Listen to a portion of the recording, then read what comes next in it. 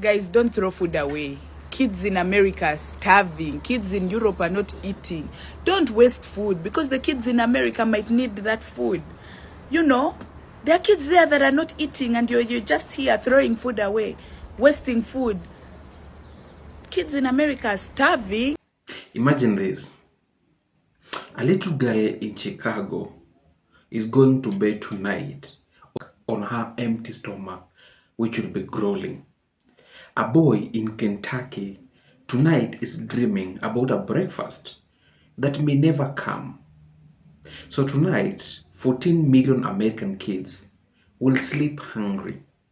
And this is not Ethiopia in 1984. This is America, the land of plenty, where fast food is everywhere, yet 1 in 5 children has nothing to eat.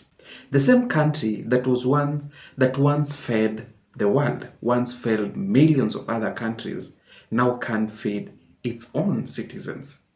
Remember when those white parents, who used to say, "Finish your foods. Kids in Africa are starving right now." Well, now it's irony because African parents are saying, "Eat up, my child." Kids in America are starving. You must eat all of your food, children. You must eat all of your foods. There are hungry children starving in America. The table just turned so fast. And it's time to ask, how did the richest nation on earth become the same starving giant? Is it the bad policies? Is it the bad politician? Or Americans are lazy?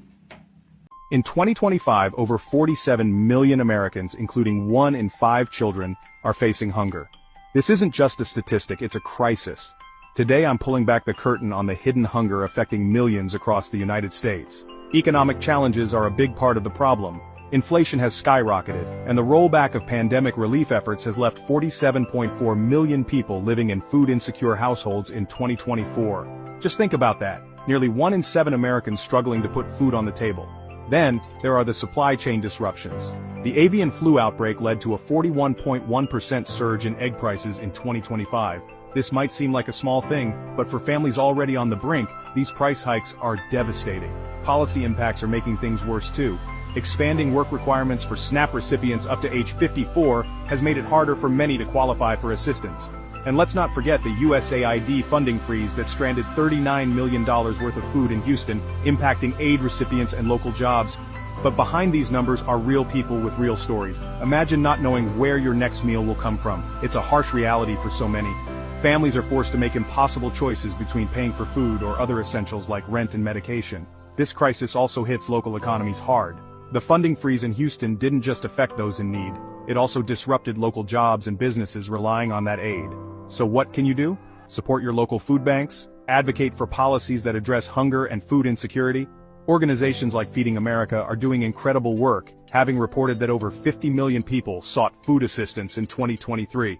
They need our help now more than ever. Let's not turn a blind eye to the hidden hunger in our communities. Together, we can make a difference.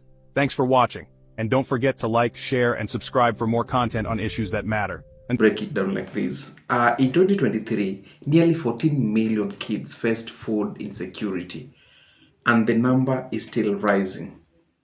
In some US counties, over 40% of children don't know where the next meal is coming from right now. That's not skipping dinners. That's chronic hunger. Kids are tired, weak, and falling behind in schools. While billionaires take joyrides to space, millions of Americans are eating ramen for dinner again.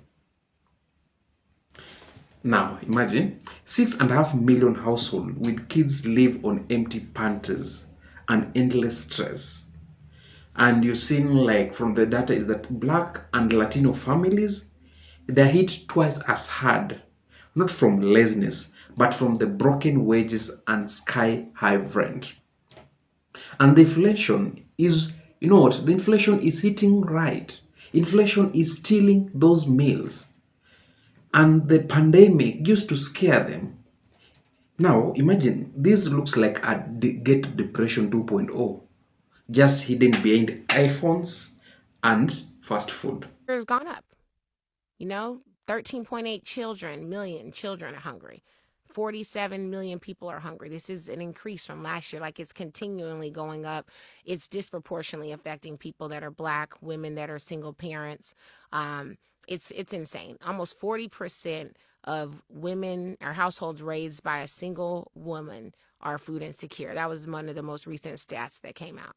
So and these are our kids, and they're struggling. So it's a lot of work to do, and I do believe I'm someone who could really solve it if given the opportunity. And I talk about that because you'll probably say, like, well, you have the opportunity.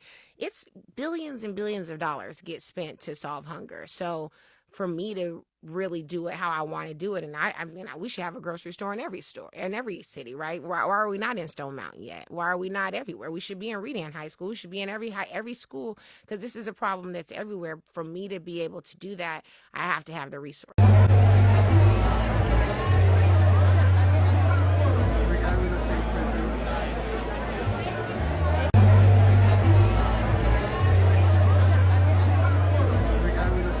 Seen video of Donald Trump having a very beautiful evening dinner, enjoying the meals.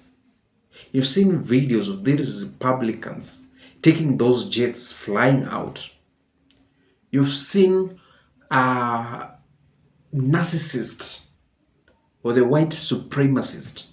There's even a lady who went viral. You remember the lady went viral, asking, where did you take the money, October money for SNAP, while eating junk food, actually.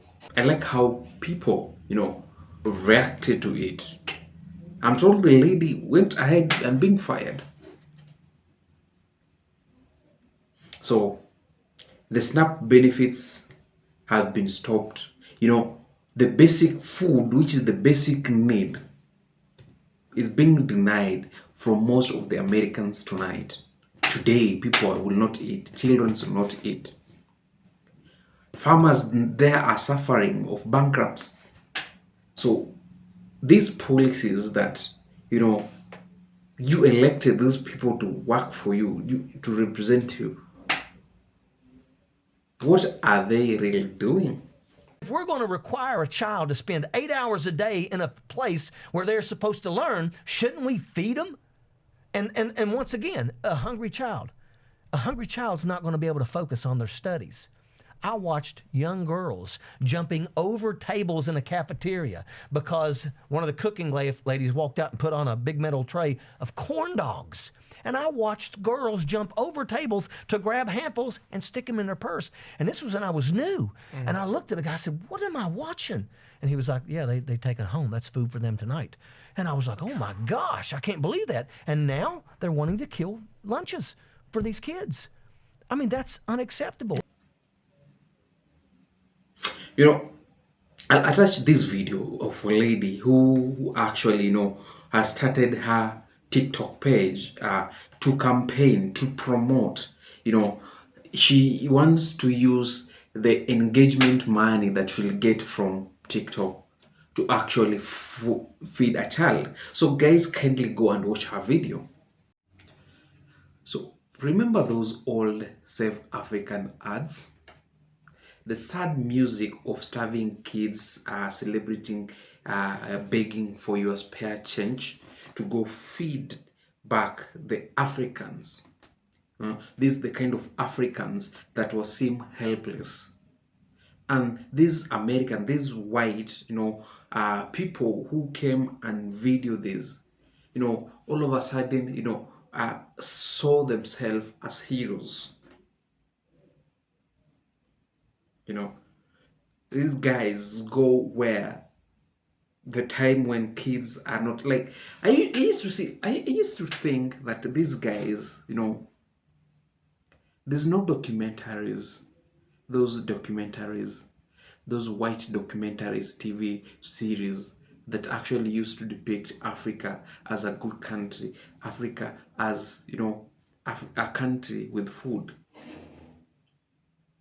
But you'll know while there are droughts some parts of Africa, some countries have plenty of food,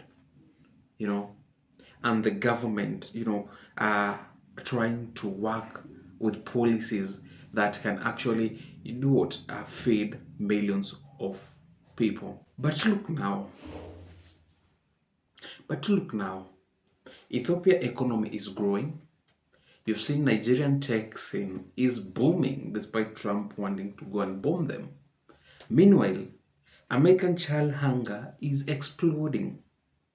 So on African Twitter, I saw a mom from Accra say, "My son left half rice.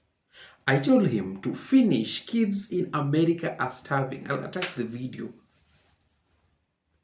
And when you go to a comment, there's a teacher from Johannesburg who replied, "We used to hear that about US, about us.